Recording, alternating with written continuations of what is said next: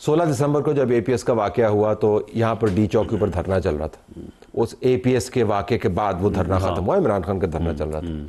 آج اڈیالہ کے بعد جو ہے پھر ایک دھرنے کی کیفیت ہے.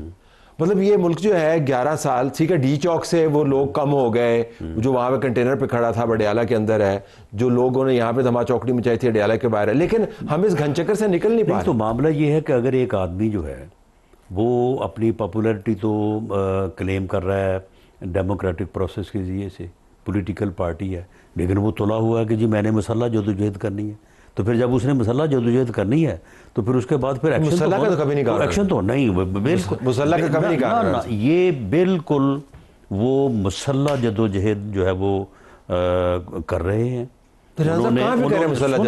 سن لیں 25 مئی 2022 کو مسلح جدوجہد تھی, 9 مئی کو مسلح جدوجہد تھی, 26 نومبر 2024 کو مسلح جدوجہد تھی, اب 26 نومبر 2025 کو بھی مسلح جدوجہد کا ہی جو ہے ارادہ تھا, لیکن وہ نہیں ہو سکا.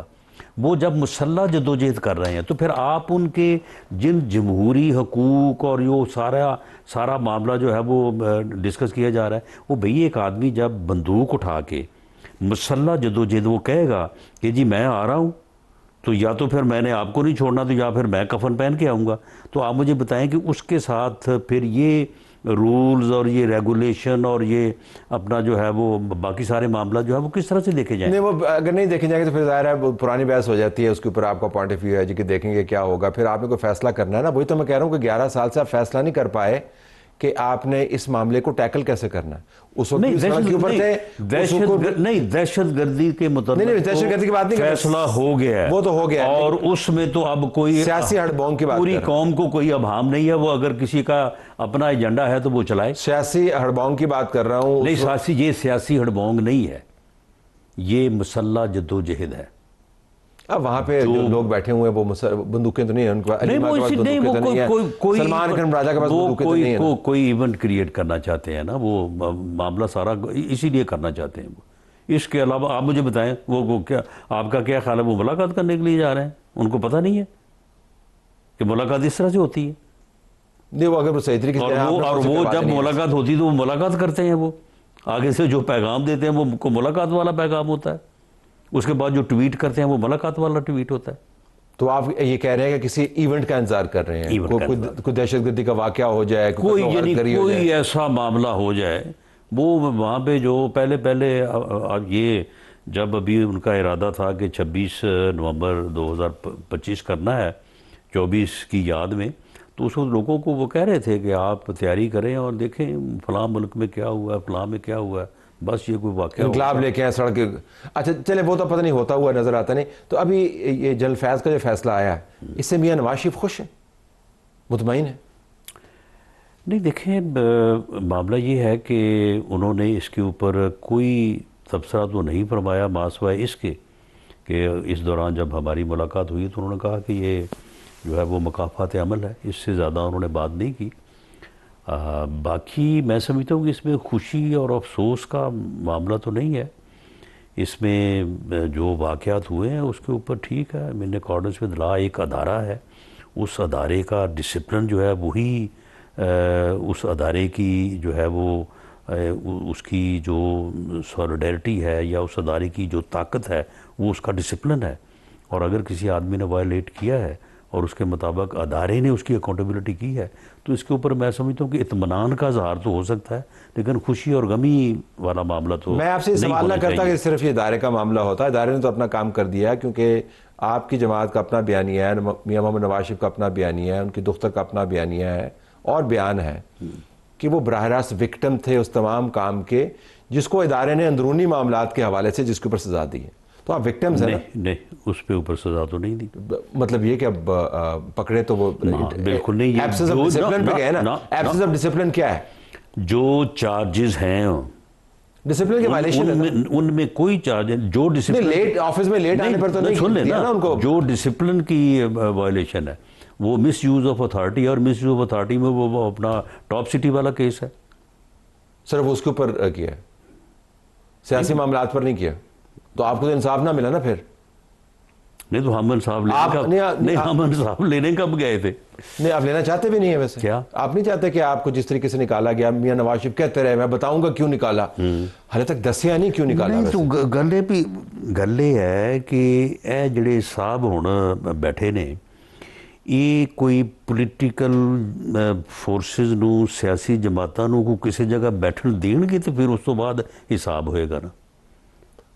وہ تے اج بھی اتھے ہی نے کہ جی تسی مینو بنایا سی تے اس تو بعد میرے کہن تے تسی باقی سارے نو ختم نہیں کیتا, مینو دوبارہ بناؤ تاکہ باقی سارے نو ختم کریں. رانا صاحب وہ تو اڈیالہ کے اندر بیٹھا ہوا نا, تو اس نے تو نہیں روکا ہوا کہ پی ایم ایل این یہ مطالبہ کرے کہ ہمارے ساتھ جو زیادتی ہوئی ہے, میں نے میاں نواز شریف جو کہہ رہا تھا مجھے کیوں نکالا, میں آپ کو بتاتا ہوں. تو اب وقت ہے نا کیوں نکالے کا, جواب دیں آپ, پورا انصاف طلب کریں, کیونکہ جب تک آپ نے سیاسی معاملات درست نہیں کیے نا, فوج تو اپنا کام کر رہی ہے. ٹھیک ہے, آپ گھبراتے ہیں ویسے اپنے لیے انصاف مانگنے کے لیے؟ نہیں ہم گھبراتے نہیں ہیں, بلکہ احتیاط سے کام لیتے ہیں. نہیں, اللہ کا شکر ادا کرتے ہیں کہ اللہ تعالیٰ کی طرف سے ہمارے ساتھ انصاف ہو رہا ہے. تو آپ کو مزید انصاف کی طلب نہیں, مزید بھی وقت کے ساتھ ساتھ وہ ہوتا رہے گا. اچھا, یہ اکیلا آدمی تو نہیں تھا نا جو آپ کے ساتھ یہ کر رہا تھا, یہ جنرل فیاض صرف نہیں تھا جو یہ کر رہا تھا, پورا نظام کام کر رہا تھا نا؟ بالکل پورا نظام کام کر رہا تھا. اور آپ اس کے عینی شاہد بھی ہیں, جس نظام کو آپ اسٹیبلشمنٹ کہتے ہیں وہ پورا نظام جو تھا وہ عمران خان کو لانے والا تھا, اور وہ پورا نظام جو ہے وہ کام کر رہا تھا, اور اس سے کبھی کسی نے انکار بھی نہیں کیا. اس سے کبھی سارے نظام نے آپ کو نہیں کہا تھا کہ آپ موٹے ہو گئے, میں نے آپ کو پتلا کرنا ہے, وہ کس نے کہا تھا آپ کو؟ وہ باجوہ صاحب نے کہا تھا. سارے نظام نے تو نہیں کہا تھا نا, باجوہ نے کہا تھا. نہیں پتلا سے کیا آپ سے کوئی ایکسرسائز کروانا چاہ رہا؟ وہ ویسے پھر میرے ساتھ جو ہے نا وہ کو تھوڑا اس قسم کی بات کر دیا کرتے تھے, کئی دفعہ پوچھ لیا کرتے کہ کیسے معاملہ چل رہے ہیں, میں نے کہا جی بالکل ٹھیک چل رہے ہیں. تو وہ لیڈ مین نہیں تھا جو آپ کے ساتھ کر رہا تھا؟ جی بالکل لیڈ مین تھا. تو یہ آپ کا مقدمہ نہیں ہے کیا؟ یہ نہیں تو کیا, میں نے تو اس وقت بھی یہ کہا, بعد میں بھی کہا, بلکہ ان کے سامنے کہا جب ان کے ساتھ فیض حمید صاحب بھی کھڑے تھے. میں نے ان کو کہا کہ میرے اوپر جو مقدمہ بنا ہے وہ آپ کی جو ہے وہ مرضی سے آپ کی, انہوں نے کہا کہ نہیں میں نے نہیں بنایا, ادھر ادھر سے لوگ آرڈرز لے رہے ہوتے ہیں. میں نے کہا کہ نہیں, آپ کی جو ہے وہ کنسنٹ اس میں شامل تھی. اگر آپ کی کنسنٹ شامل نہ ہوتی تو ہو ہی نہیں سکتا کہ آپ کا ایک جو ہے وہ جونیئر آفیسر جو ہے وہ آپ کی کنسنٹ کے بغیر جو ہے وہ اتنا بڑا سٹیپ اٹھائے. تو ہم نے تو اس وقت بھی یہ بات جو ہے جج بھی تھے نا اس میں؟ نہیں, ہاں جج جو ہے وہ اپنی یعنی ان کی علیحدہ ڈیوٹی لگی ہوئی تھی, ان کی علیحدہ ڈیوٹی لگی ہوئی تھی. ایک پورا پریس کانفرنس کرنے والی کی علیحدہ ڈیوٹی تھی, پلاننگ کی علیحدہ ڈیوٹی تھی. جس کو آپ اسٹیبلشمنٹ کہتے ہیں اس میں پھر یہ سارا پورا جو ہے وہ نظام آ جاتا ہے نا. تو اس کے اوپر جو ہے وہ تو کوئی مقدمہ نہ قائم ہوا ہے نہ چلا ہے. کیونکہ آپ نے مقدمہ کیا نہیں نا رانا صاحب, آپ نے انٹرویوز بڑے دیے ہیں ساروں نے, لیکن آپ نے مقدمہ نہیں کیا. یہ انصاف نہیں ہوا آپ کے ساتھ. چلیں وہ اللہ تعالیٰ تو اپنے طور پہ کرتا ہی ہے نا. میں سمجھتا ہوں کہ اگر پولیٹیکل سسٹم اس ملک کا جو ہے وہ اگر درست ہو جائے تو اس سے بڑا اور کوئی انتقام ہمیں نہیں چاہیے, اس سے بڑا کوئی اور ریلیف ہمیں نہیں چاہیے.